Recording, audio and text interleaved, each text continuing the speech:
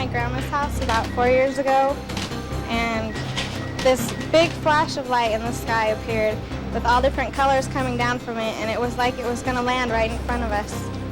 And it never did. It just shot up in the air all of a sudden really fast, and it was right before Christmas time. And my mom and everyone else saw it, and we really thought it was neat.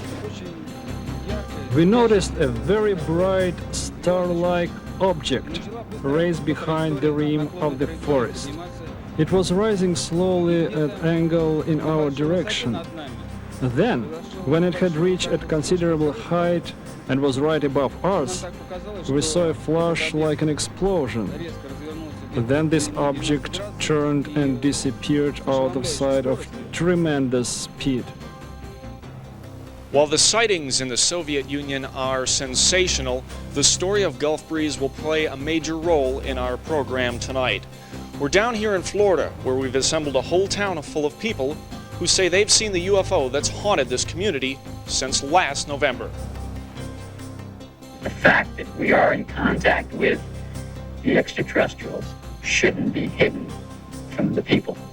My name is William Coleman. When I was at the Pentagon, I was Public Information Officer for Project Blue Book. Before that, I was a fighter-bomber pilot, and I saw a flying saucer. We in the Soviet Union are interested in exchanging information on UFOs and extraterrestrials. Handsome, very oval-shaped eyes, very narrow nose, slit for a mouth, slits for ears, no hair on the head, kind of a bulb-shaped head.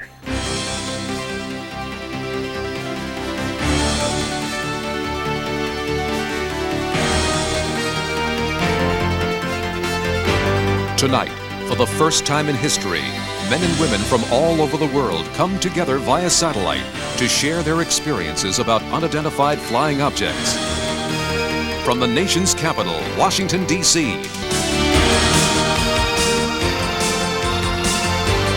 please welcome the distinguished actor-producer, our host, Mike Farrell. What do a colonel in the United States Air Force, a waiter in the Soviet Union, a teacher in California, and a former United States president have in common? Well, they all claim to have witnessed unidentified flying objects in the skies. What we're dealing with tonight is a subject of universal interest. Whatever your view, in the next 2 hours you'll hear claims and counterclaims. You'll hear some astounding, perhaps disturbing things which, if true, could have far-reaching implications in our lives. As is so often the case in complex questions, it comes down to our assessment of the credibility of the individual. A recent Gallup poll discovered that only 1/3 of the American public denied the existence of unidentified flying objects. UFO encounters are categorized into 4 groups. It was a U-shaped craft. I don't know how large it was because it's hard to scale distance in terms of how far I was. My sister and I were just walking around the block, and we looked up, and there were, lights on the bottom part of it that we could see as we looked up. And this person has experienced a close encounter of the first kind. You've had a close encounter of the first kind if you've seen a daylight disk or nocturnal light UFO at close range. On April 14, 1984, hundreds of people in the small mining town of Morenci, Arizona, witnessed a huge boomerang-shaped object in the sky. Close encounters of the second kind are visual evidence of a UFO's landing, such as impressions made by the craft, burned or irradiated soil, trees, or grass. In August of 1979 in northern Minnesota, when Deputy Sheriff Val Johnson encountered a brilliantly lighted object, his vehicle was knocked off the road, the hood dented, 2 antennae bent, and a headlamp broken. In a close encounter of the third kind, which Steven Spielberg made famous, the witness observes or actually confronts the occupants of the UFO. Close encounters of the fourth kind include people who claim to have been abducted by extraterrestrials. In almost every case, abductees also claim to have been medically examined by the ETs and eventually returned home, unable to account for the missing time. Now welcome the author of The Search for Extraterrestrial Intelligence, the distinguished astrophysicist, Dr. Thomas McDonough. Dr. McDonough, welcome to the show. It's great to be part of this event. In your opinion, are we alone in the universe? Well, my own estimate is that just in our galaxy alone, there could be millions of planets that might be capable of sustaining life as we know it. The size of the universe is difficult to comprehend. In this galaxy, there are several hundred billion stars. Each one of these dots represents a galaxy, like our Milky Way. There are billions of them.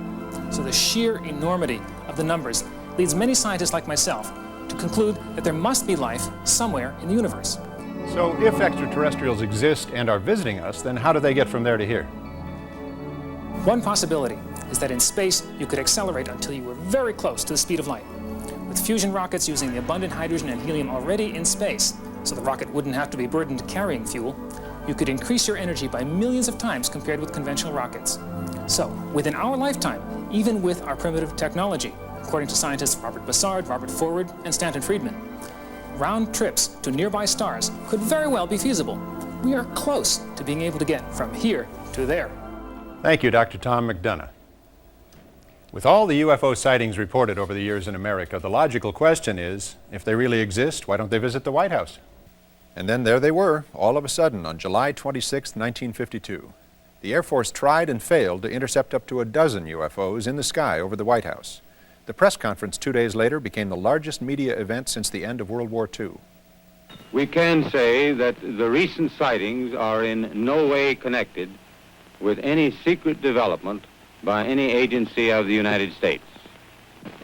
With all due respect to the Air Force, I believe that some of them will prove to be of interplanetary origin. In my position in the Research and Development Organization of the Bureau of Aeronautics and of the Navy Department, I am thoroughly familiar with both our aircraft and our guided missiles programs and can state without reservation that the Navy has no saucer-shaped aircraft or missile in any of these programs. Headlines around the country aroused so much attention that the Air Force formed an official investigative unit, Project Blue Book. With me now are two retired Air Force colonels who were actively involved in that inquiry. Colonel Robert Friend, who headed up Project Blue Book for 5 years, and Colonel William Coleman, a former Air Force squadron commander who was Pentagon spokesman and chief of public information for the Air Force. Colonel Friend, Colonel Coleman, welcome. Gentlemen, has the Air Force been involved with UFOs before the White House incident? During World War II, our pilots saw what were called gremlins and Foo Fighters. These were fireballs that appeared to fly along with our aircraft. We were concerned that these so-called Foo Fighters or fireballs might be foreign weapons that could threaten our national security. And did the Air Force ever try to chase a UFO? Yes, in fact, in 1948, one of our pilots crashed in pursuit of a UFO. The story made headlines all over the world. As I understand it, that crash added impetus to the conclusion that UFOs were extraterrestrial visitors. That's true, but the Air Force rejected the conclusion on the grounds of insufficient evidence. Even the name of the project was changed from Sign to Grudge during that period to preclude this unhealthy association. However, by the time Blue Book got involved, we started running into trouble. Hearings and inquiries regarding the way in which we were performing UFO investigations, in every instance, the Congress of the United States concurred in the way in which we conducted these projects. However, we were not disappointed with the 1969 decision to discontinue Project Blue Book. Out of the 12,000 reported UFO sightings, only 700 remained unexplained. Of that remainder, 100 of them really worried us. Why was that? Because these 100 sightings involved the two criteria that defined a worrisome phenomenon: high strangeness and high credibility, meaning that highly credible, multiple witnesses, like military airline pilots, see something they've never seen before. Have either of you ever seen a UFO? Yes, it was 1955, and I was a squadron commander at the time. We were flying a B-25 over Alabama when we spotted a strange silvery object some 25,000 feet above us, heading in the same direction.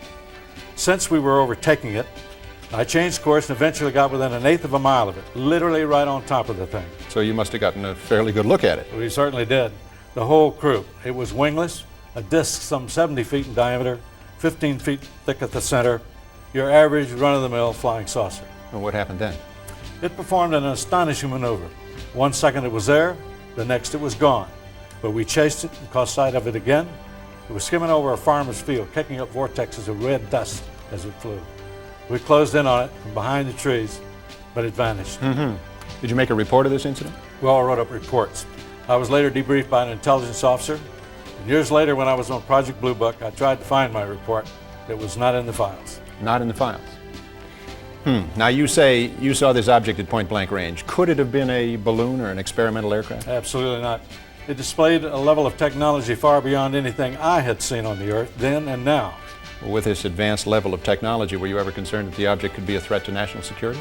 No, not necessarily a threat to our national security, but I was uneasy about these UFOs because they were able to accomplish aerial feats that we couldn't. The apparent capability of these objects could possibly represent a threat to our national security. What's become of Project Blue Book? That's it, Mike. It was canceled in 1969 and will not be reactivated. Well, Colonel Coleman, Colonel Friend, thank you both. And while we're on the subject of Blue Book, let's hear another view from a scientist currently working for the government. Now, because he has insisted on anonymity, both his appearance and his voice have been altered, but his credentials have been thoroughly researched by the investigative team of Bill Moore and Jamie Chandray. They've given him the code name Condor. Project Blue Book was just a very low-level effort by the Air Force to collect information on sightings. It had a very minimal staff of one officer, an NCO, a secretary, and a scientist. The interesting, most exciting reports that came into Blue Book were often siphoned off by what they call moles within the organization. Those reports were pulled out of the files and never returned and just simply sent forward. The whole effort, as far as Blue Book was concerned, was that they tried every way they could to simply dismiss and explain away sightings. They certainly didn't want unknowns. The effort of Blue Book was to minimize the effects of these reports and to try to explain away as many as they could. And of course it worked. It worked in the fact that it closed down Project Blue Book and terminated the Air Force's involvement, official Air Force involvement, public involvement with the subject of UFOs. Of course, we know that they carried on with a covert operation after that. When Blue Book closed down, the official U.S. government position was that UFOs didn't exist, and Americans accepted this contention as fact. Or did we? Do you hear something? Hear what? I don't hear. Shh, listen.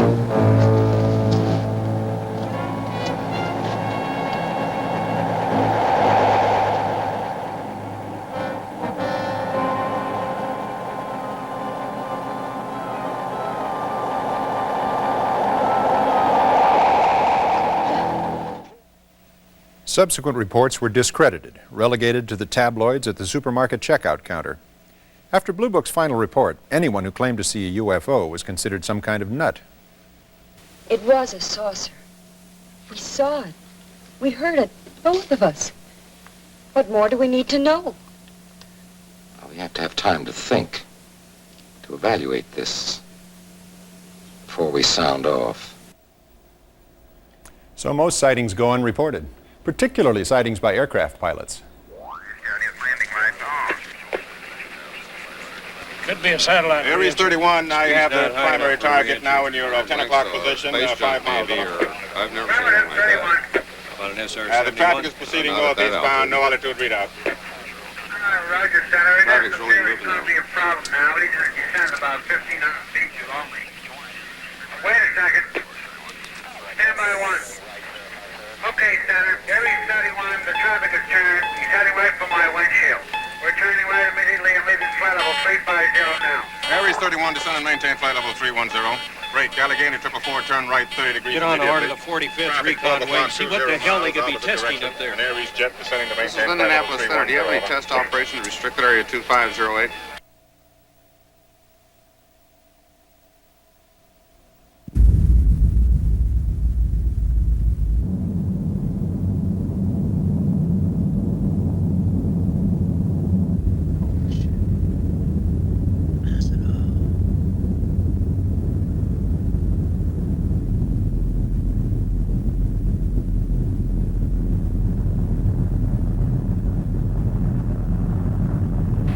EWA 517, do you want to report a UFO? Over.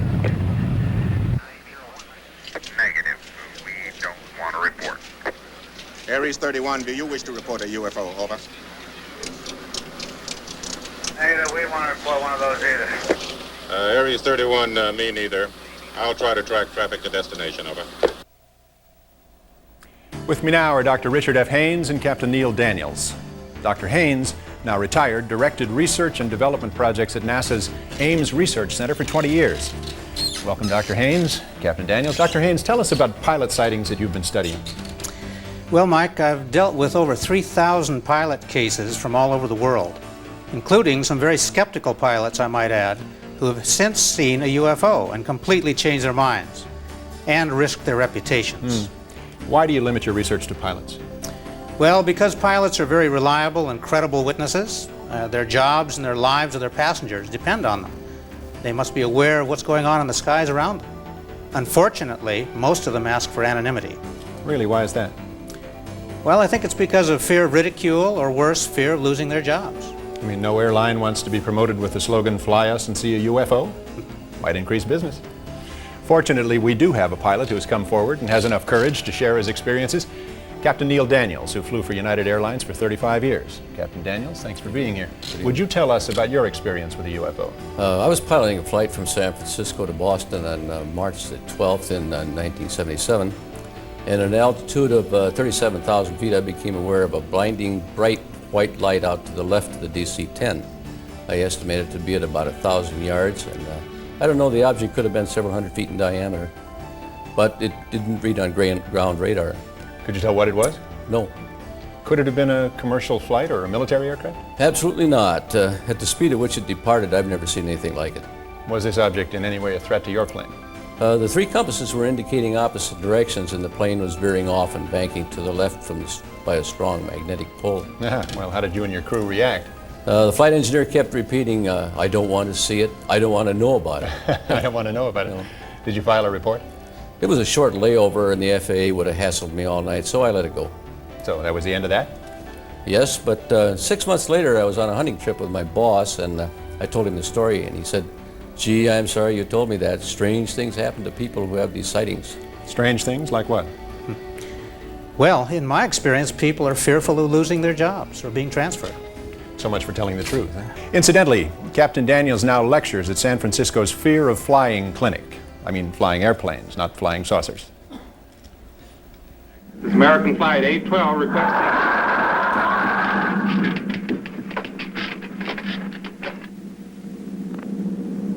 Holy mackerel. Burbank Tower to American Flight 812. Are you in trouble? Trouble? Take a look for yourself. World. That's nothing from this world. Through the Freedom of Information Act, we've obtained a report from Iran. On September 18, 1976, the Imperial Iranian Air Force reported flying objects so bright they illuminated the ground below. Alarmed citizens all over Tehran telephoned authorities with similar sightings. Simultaneous reports came from the Iranian Air Force, tower personnel, and ground radar. U.S. military intelligence forwarded reports to the Defense Intelligence Agency. As far as we've been able to ascertain, DIA did nothing with these reports. Guatemala, Central America. Camera crews were poised to film a car commercial. Suddenly, the cameraman was distracted by lights in the sky. And now from Manitoba, Canada, an eyewitness account. Welcome, Mr. Robert Barry, an independent researcher and investigator from York, Pennsylvania. Bob, tell us about the sighting near Winnipeg, Manitoba. We're watching as this UFO moves across the screen 3 times at normal speed. Then the same movement once in very slow motion, 1/40th the normal speed.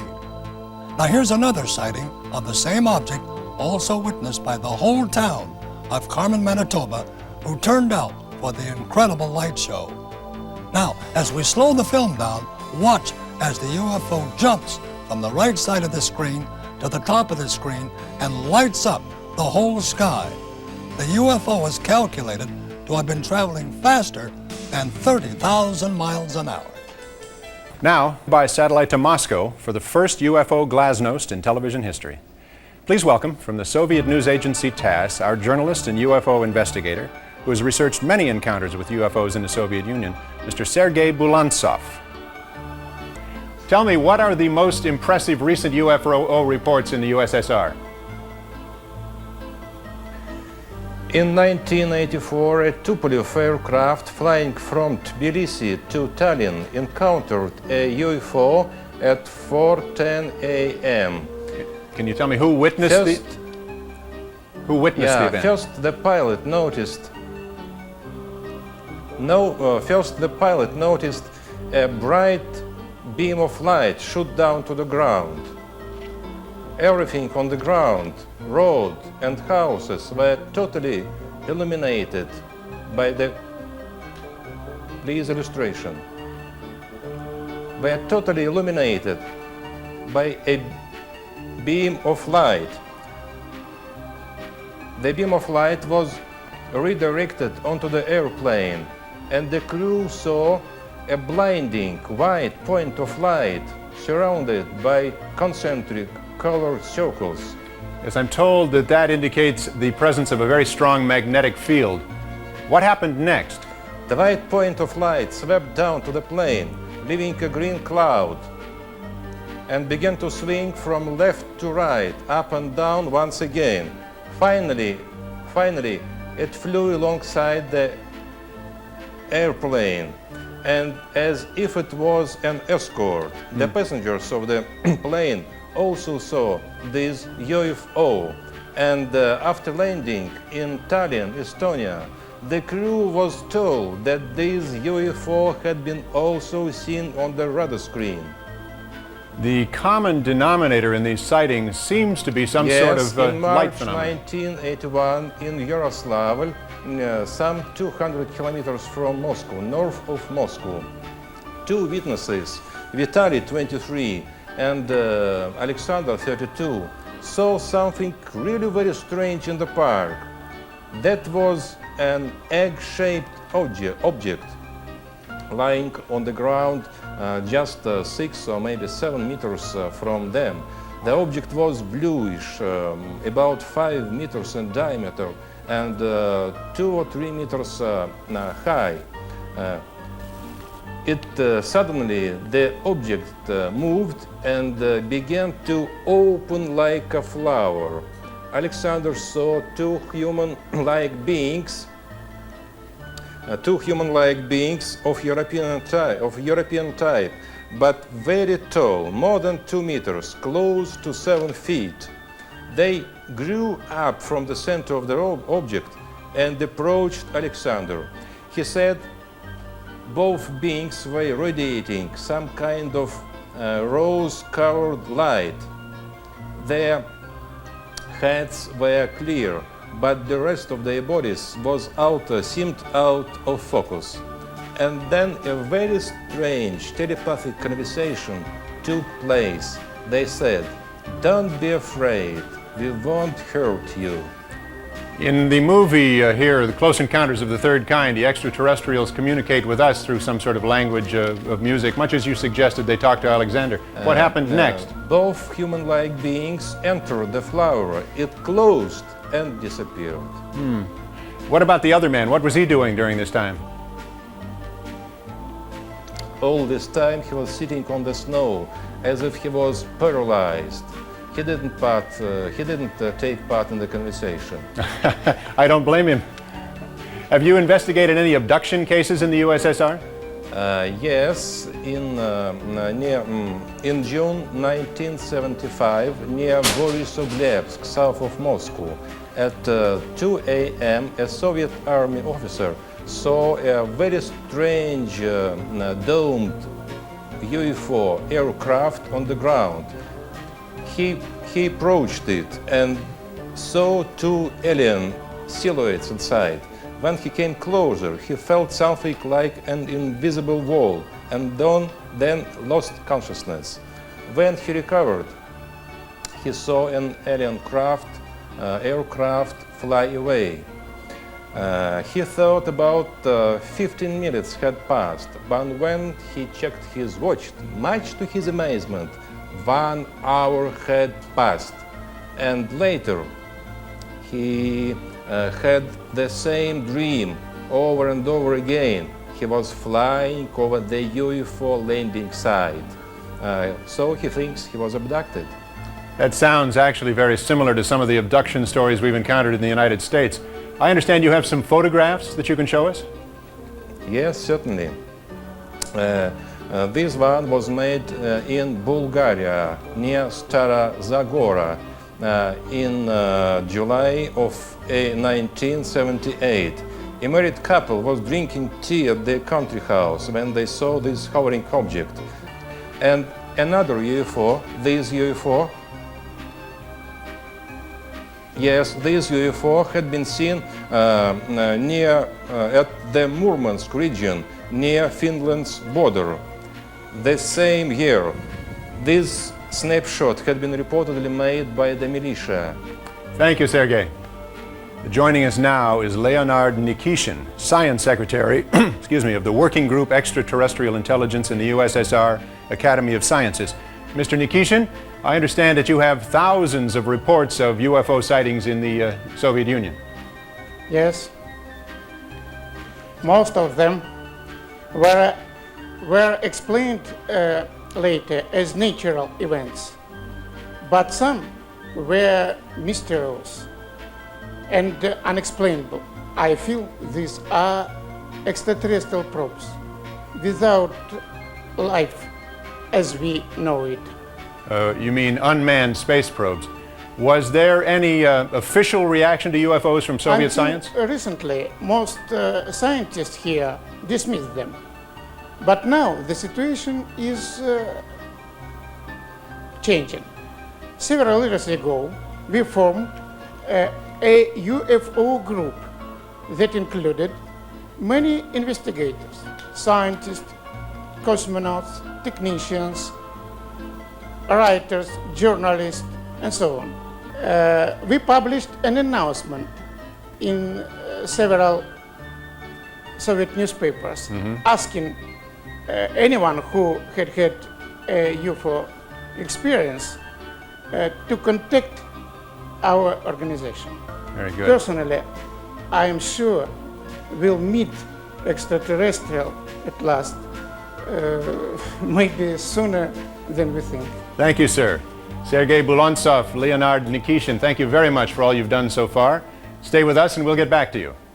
In the 1950s, America went UFO crazy. Waves of sightings were often followed by waves of hoaxes. Pranksters were busy airbrushing negatives and doing photographic cut and paste jobs. They even tossed saucepans in front of the camera and dangled hubcaps in the air. Obviously, they were just out to get publicity. George Adamski claimed direct contact with blonde-haired aliens who took him to the moon and Venus, where, he said, he took these photographs.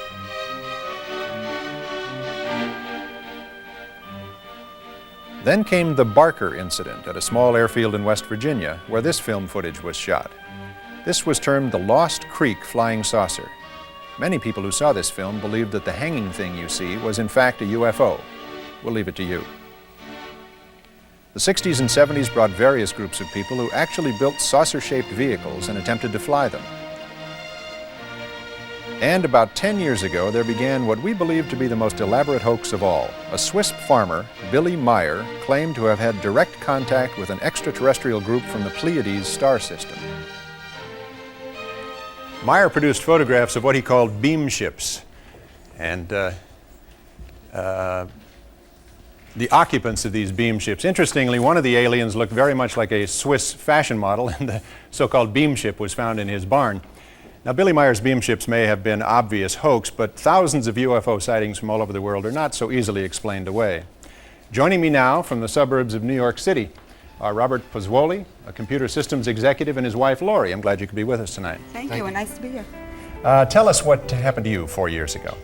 Local residents around our town of Brewston, New York, reported seeing UFOs. More than 9,000 reports came in and were always the same. Noiseless, hovering, boomerang-shaped objects approximately 150 feet from wingtip to wingtip. When we spotted it, I had my video camera and we quickly started shooting the footage you'll see. I think your comments on the tape are especially interesting. Let's look at it now.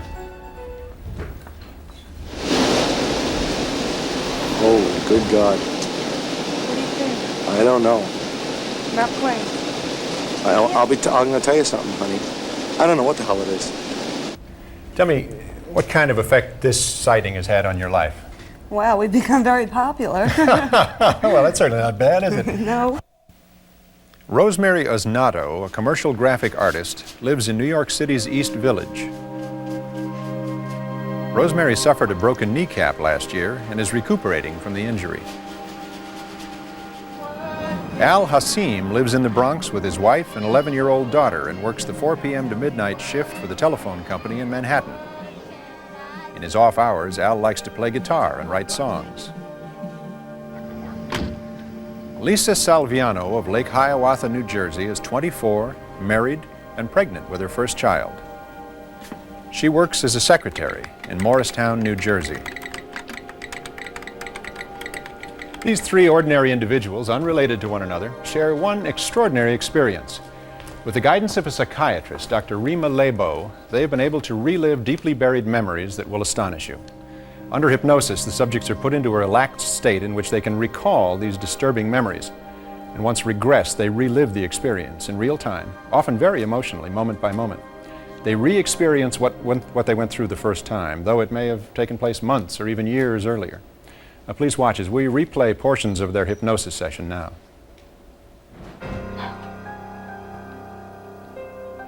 I could see the lights in the city, and there was this light coming over my head. Very bright, very intense light, very sharp, heavy. It was coming straight down. Kept looking to see what was on the roof. I'm trying to see what it is, and I can't see what it is. What's preventing you from seeing it? Because it's so bright, I can't look through the brightness to see what it is. I was woken up. I was sleeping. And I woke up. Mm-hmm. There was somebody outside my window. Mm-hmm. They wanted me to go out. Mm-hmm. And I didn't know how I would get out there because the window was there. Mm-hmm. But when I thought that, all of a sudden I started to move up and out. And I went through the window. And I thought that was so neat. Can you feel your feet on the floor and walking in a regular way? No. Oh. It doesn't seem like I walk because it seems like I don't see anything like when you walk you can see like things going up and down when you walk. This is smooth. When you get to the end of this walk, where are you? Some kind of control or something. Mm-hmm. What makes it look like some kind of control room? Because of this. It's like a big console in there. I think there was a table in the room. Table in the room. Like an eating table? Mm-mm. Oh, what kind of table? Like a doctor's office. Like they make me lie on it. Lie down on the table? You're lying on your tummy? On my back. On your back. When you're lying there, are you alone? No, they're all over. They're all over. Does anybody touch you? I think they do, yeah. Where do they touch you? I think like my arms and legs. Are you alone? No, they're all over. How many of them are there around the table? At least 4 or 5. Mm-hmm. And are they all doing something, or are they all watching? No, they're watching too. Uh-huh. How many of them are actually doing something? 1. They're so ugly. What makes them so ugly? They look mean. What makes them look mean? They don't smile. They don't smile. God, he's ugly. That is an ugly thing. Very ugly. His head looks so pathetic. His heads, they just don't look right. Their heads don't look right. They look distorted and very sickly. Mm-hmm. It's, the skull looks pointed in the front and larger in the back. He looks like a big insect. What makes him look like a big insect? The shape of his head. Tell me about the shape of his head. Almost like a football.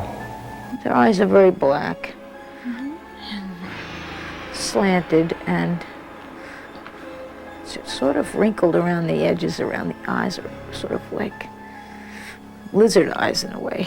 Big black eyes. Big black eyes. Did they have pupils? Whole eyes black. What color eyes does he have? They look like they're black. With us now is the noted psychiatrist Dr. Rima Leibow and the best-selling author and researcher Bud Hopkins. Dr. Leibow. Bud is the author of 2 books, Intruders and Missing Time, a documented study of abductions. Thank you both for coming to Washington to see us. Dr. Leibow, you've done studies of UFO abductees who have been hypnotically regressed. Can you tell us about it? Psychiatrists are trained to recognize emotional trauma and to treat it, not to evaluate whether aliens exist. Many of these patients are sensitive, sane people who have in common only the belief that they've been abducted and they're frightened by what happened to them. They don't want fame, money, or publicity, only relief from hidden, painful memories. Now, skeptics question the use of hypnosis. However, careful examination of the material shows its usefulness in these traumatic situations. They also say that abduction reports are the products of overly rich fantasy lives. If that were the case, the report should be as diverse as people's dreams. Instead, we find striking similarities in accounts from all kinds of people, from all walks of life. Post-traumatic stress disorder does not occur unless there has been external trauma, like that some Vietnam vets and assault victims or rape victims experience. But many abductees show the serious and disabling effects of helplessness and violation. With proper treatment, these symptoms can be relieved. Bud Hopkins, must everyone who claims to have been abducted be hypnotized? Absolutely not necessarily at all. In about 25% of the cases, there is no memory loss at all. In the other 75%, the loss of memory seems to have happened because their abductors put them in something like a hypnotic trance state. I see. So a counter trance is helpful to get them to remember the abduction experience. But what makes reports of abduction believable? Essentially the commonalities in these accounts, a cluster of similar recollections in cases I've had from all over the world, all the continents of the world. And I've studied hundreds of cases. People notice a period of missing time which they cannot explain. There's a lot of fear and terror, sometimes about a remembered place. There are strange lights that they describe in a similar way. The descriptions of the craft's interior, the craft's occupants are described in extraordinarily similar ways. They also describe the medical procedures that occur in very, very much the same way.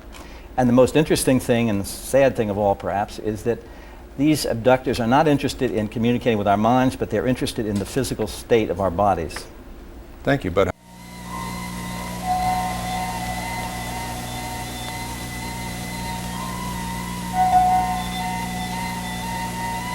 Come. I will show you wonders you have never seen before.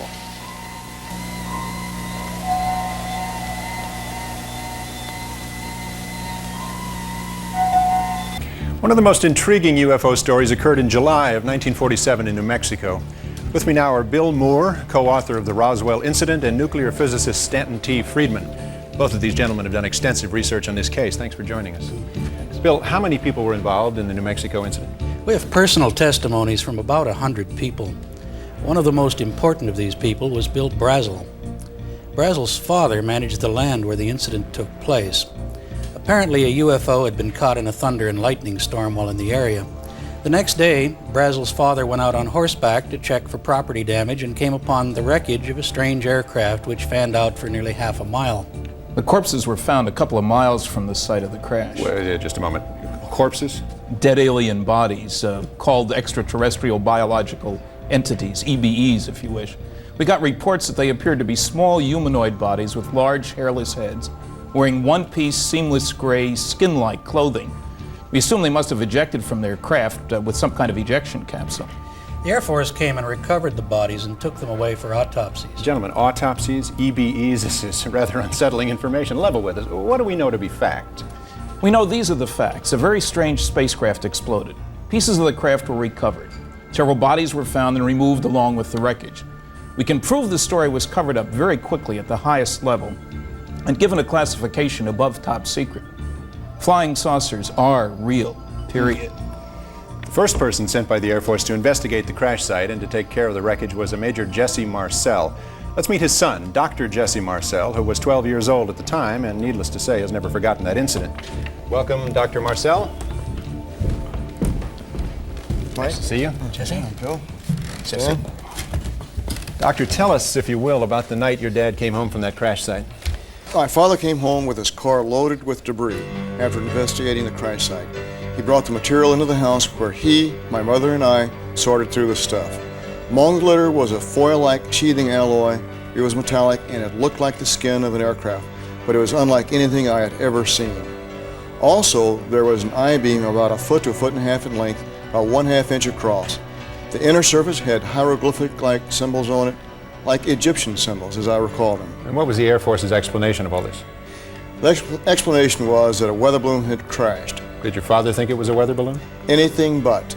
I believe the meaning behind his words was that he suspected there might have been some kind of cover-up. What happened to all this debris you've described? Well, the debris which had been removed was never seen again. It was taken from your house? To Carswell Air Force Base in Fort Worth, Texas. Now, Dr. Marcel, you've examined the material firsthand. You've had a long time to think about it. What is your assessment of the Roswell incident? I held the material in my hand. It was not from this earth or this universe, or in this universe. That's what I think. We're not alone. Thank you, gentlemen. Now, if this story is true, then we have to rethink the government's role in the history of UFOs. The government, in fact, may have had the answer in their hands over 40 years ago. The United States Air Force has played a major role in America's attitude toward unidentified flying objects. Here's another account of how the Air Force dealt with such phenomena. With me is author and filmmaker Robert Emenegger and former security manager and chief of requirements for the audio-visual program at Norton Air Force Base, Paul Schartle. Gentlemen, Mr. Emenegger, how did you get involved with UFOs? Well, it was in 1973 when I was vice president at Gray Advertising, and I took time out and went to Norton Air Force Base to explore subjects for television specials related to the Defense Department. While discussing several of the subjects, UFOs came up, and Paul here told us about a film of a landing of alien crafts at Holloman Air Force Base about 3 years earlier. What did you see, Mr. Schartle? I saw footage of 3 dish-shaped crafts. One of the craft landed and 2 of them went away. Why did it land? It appeared to be in trouble because it oscillated all the way down to the ground. However, it did land on 3 pods. A sliding door opened, a ramp was extended, and out came 3 aliens. What did they look like? Well, they were human-sized. They had odd gray complexion and a pronounced nose. They wore tight-fitting jumpsuits, thin headdresses that appeared to be communication devices, and in their hands they held a translator, I was told. A Holloman base commander and other Air Force officers went out to meet them. Mr. Schartle, what did your superior officers tell you? I was told it was theatrical footage the Air Force has purchased to make a training film. Well, that sounds plausible, doesn't it? Well, if it were a theatrical film, why didn't I have a record of this? It was my job to keep accurate records of all audiovisual purchases. Is there any other reason that you feel this was not a theatrical film? Yes, it was too real. The people who were shooting that day were Air Force personnel. Lucky for us, the day they were shooting, they were doing an acceleration test. One of the most compelling sightings in recent years took place in Gulf Breeze, Florida, where over 100 people witnessed a UFO. Hello, Gulf Breeze. What about it, Gulf Breeze? Is there really something going on down there, or is it all an elaborate hoax? Dwayne Cook is editor of the Gulf Breeze Sentinel. Donald Ware is a UFO investigator who claims to know of 153 first-hand witnesses who have seen the object. Jerry Brown is the chief of police in Gulf Breeze. Don, you're an ex-Air Force officer who is firmly convinced something extraterrestrial has been appearing in the skies above Gulf Breeze. What convinced you?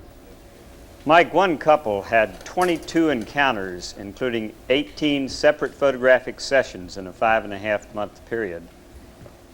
And many independent witnesses, highly credible, also reported seeing the same objects that were photographed. All right. 4 people reported seeing the aliens, 6 reported blue beams coming from the UFO, and 10 have reported periods of missing time. Okay, how about you, Chief Brown? I take it you're not convinced. No, sir, I'm not. We have one of the busiest airspaces in the country, and not to say that all these people here are lying, not telling the truth. I firmly believe they are seeing something. because at any time or any place there's different lights, different things that you can see. What I don't believe is the things the local papers and the TV media has put out of a flying saucer with beings from another planet. I just simply don't believe that, Mike. Okay, Dwayne, I guess you could say that you're the fellow responsible for stirring this up. Your paper has faithfully supported Ed's story, much to the consternation of many of your neighbors. Well, I guess you could say we have stirred it up, Mike, but I really can't say I'm aware of any too much consternation. Most of Gulf Breeze really believes Ed's photographs and his story, just like they believe the 100+ other witnesses that have seen it, most of which are here tonight. Now, reporter Mark Curtis in Pensacola has followed the saga of the Gulf Breeze UFO from the very beginning. What were your initial thoughts? This is the story of the witnesses and the people. Charlie Summerby and his wife Doris saw this object last November. Charlie, if you could tell us what you saw. Well, it was right after sunset over East Bay. We saw this circular object. It was bluish gray in color and with light shining out through portholes. And the really amazing thing was there was no sound. Jesse and Alice Bertram, please join us. Jesse is a youngster here. He was playing with a friend last December. Tell us what you saw. We were climbing a tree and we saw a blackish white object and it was moving. Then it disappeared. We ran behind the Gulf Breeze Elementary School and then we saw it moving again, then it disappeared. Mrs. Bertram, what did you do? Did you believe these youngsters when they told you this? No, I didn't. I'm a skeptic anyway, but I had them sit down at different ends of the table and draw what they saw, and the pictures were identical and they matched what were in the newspaper. One of the most interesting sightings came from Jeff Thompson. Jeff, if you join us and tell us what you saw in the morning during the daylight on November 11th. Yeah, it was November 11th at 8:10 in the morning. A UFO came within 400 feet of me at treetop level. I noticed 2 military jets were following it about 2 air miles. The UFO shot up at a 45-degree angle and waited for the jets to approach a little closer, and then in an instant it just shot straight up. What happened to the jets, and are you sure they're military jets? Yeah, they're military jets, I believe out of Eglin, because around here we just have the red and white Navy training jets, and they just, the military jets just kind of curved over the bay and went on back towards Eglin. This may just be the tip of the iceberg. How many people in this room tonight have seen a UFO? Raise your hands, please. Wow. There you have it, Washington. Okay, well, you keep watching Gulf Breeze because you'll find this next thing interesting. Earlier in the show, we met Bill Moore. Joining us now is Jamie Chandere, a television producer and director. Both began regular contacts with government agents regarding UFOs 6 years ago and amassed an enormous quantity of information about the government's UFO program. Welcome, gentlemen. Bill, tell us how you first got involved. I got a phone call after appearing on a radio show from a man who said, "You're the only person we've heard talk about this subject who seems to know what he's talking about." He convinced me that he was a government intelligence agent and wanted to begin disseminating some information about UFOs to the public. And the man Bill is referring to is Falcon, whom we've seen in shadow to protect his identity. That's right. I didn't think that I could handle it all alone. The volume of material I was getting from Falcon was rather mind-boggling, so I got together with Jamie. And we joined forces in June of 1982, and Falcon told us about MJ-12. MJ-12 functions as a policy-making group relating to extraterrestrial activities and contacts and UFO activities within the United States. They make the policy, obtain presidential approval, and then field activities implement the policies. How did you acquire the MJ-12 documents? Well, they were mailed to me in a plain brown envelope, which contained President Truman's executive order establishing MJ-12 and the briefing document to President-elect Eisenhower, informing him of the 1947 crash in Roswell, New Mexico, and the recovery of alien bodies. Now then, there were follow-up postcards, Ethiopian picture postcards mailed from New Zealand with puzzles and riddles. Right, the puzzles were clues. For example, for a stylish look, shop Suitland. This led us to the National Repository in Suitland, Maryland, where we discovered the existence of top-secret documents and filed a Freedom of Information request, which led us further to the Cutler-Twining document. Now, all of our meetings with Falcon were secret. Now wait, gentlemen. Riddles, postcards, secret meetings, code words. Didn't you suspect somebody was pulling your leg? Well, we always looked for a hoax, but within every clue, there was always some verifiable fact. So you were able to verify MJ-12?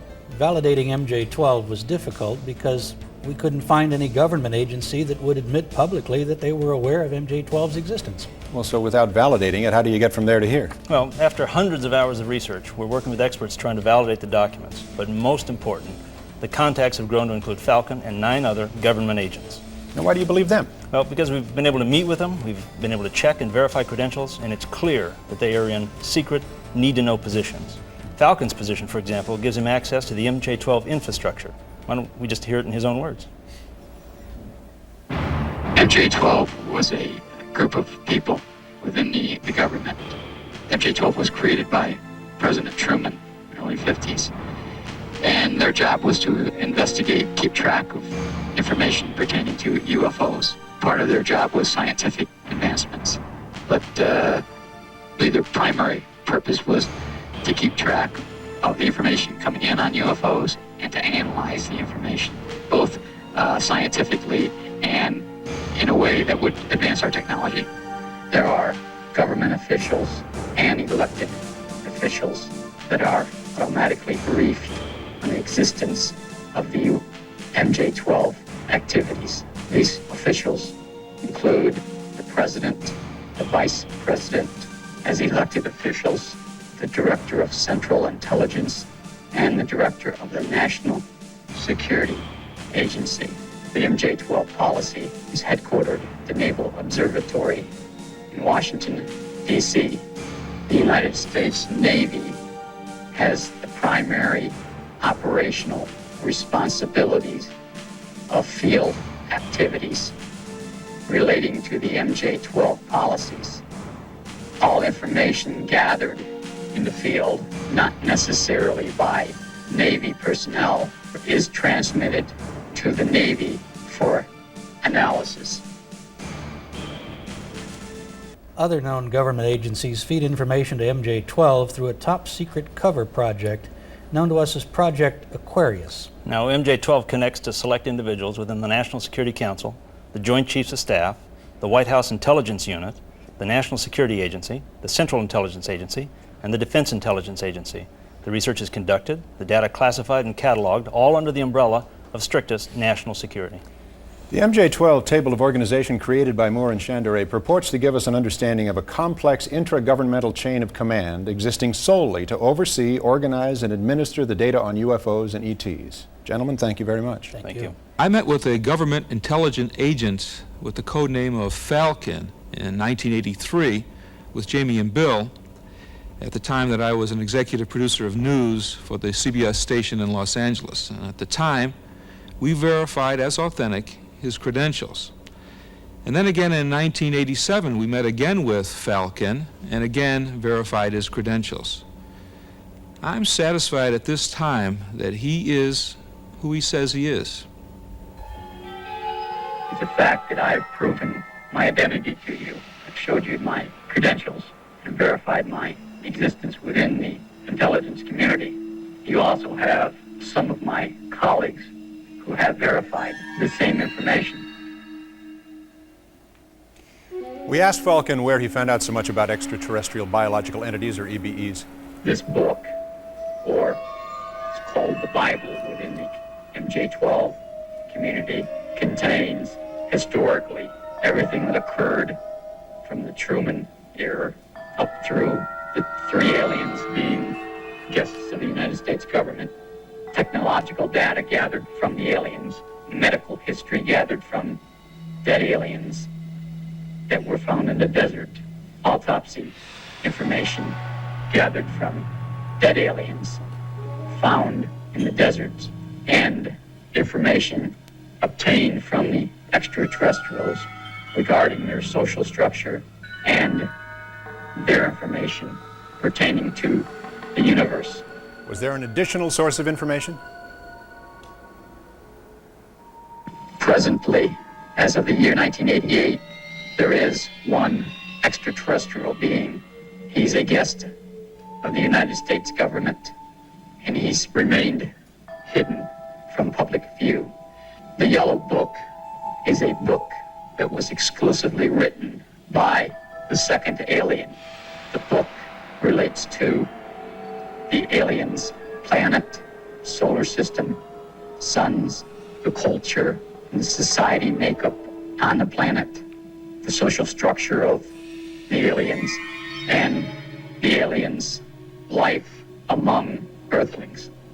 What was most intriguing to me in my experience with the aliens is I believe, an octagon-shaped crystal, which when held in the alien's hand and viewed by a second person, displays pictures. These pictures can be of the alien's home planet or pictures of Earth many thousands of years ago. We asked where the EBEs came from. He was in the Zeta Reticuli star group. Now Condor tells us about a deal our government made with the aliens. From what he understands, an agreement signed between our U.S. government and the extraterrestrials. And essentially the agreement says that we won't disclose your existence if you do not interfere in our society. And we allow you to operate from a designated base here in the United States. It's in the state of Nevada in an area called Area 51 or Greenland. The extraterrestrials have complete control of this base, which is located in Nevada. My understanding is that 3 different aliens of the same species have resided within the United States from 1948 or 49 until present day. The first alien was captured in the New Mexican desert after its craft crashed. The alien, which was named Eba by the government, was kept in captivity for 3 years. We learned a great deal of information about the aliens' race, culture, and spacecrafts. The second alien was a part of an exchange program. I don't recall what year that alien visited. The third alien was also part of an exchange program and has been a guest of the United States government since 1982. We asked what they looked like, a run-of-the-mill EB. A creature about 3'4" to 3'8" tall. Their eyes are extremely large, almost insect style. Their eyes have a couple of different inner lids. The days were extremely bright, probably twice to 3 times as bright as our sun. I think they have just 2 openings where our nose would be. They have a small mouth. They have no teeth as we know it. They have a hard gum-like area. Their internal organs are quite simple. They have a one organ which does the job of our heart and lungs. Their digestive system is really simple. Their skin structure is extremely, it's a very elastic skin and hard, probably hardening from their sun. They have some basic organs. Their brain is more complex than ours. It has several different lobes than ours have. Their eyes are, where our eyes are controlled by the back of our head, theirs is controlled by the front of the brain. Their hearing is quite better than ours, almost better than a dog's, small areas. Their sexual organs they have males and females. Their kidney and bladder is one organ. They excrete waste. They have another organ, which I don't know if our scientists determined what it was for, but they believe it's to transfer the solid wastes and the liquid wastes. They have hands without thumbs. They have 4 fingers without any thumbs. Their feet are web-like, small web-like. So many questions occur. Do they believe in a supreme being? What's their intelligence level? What's their average lifespan? It's approximately 350 to 400 Earth years.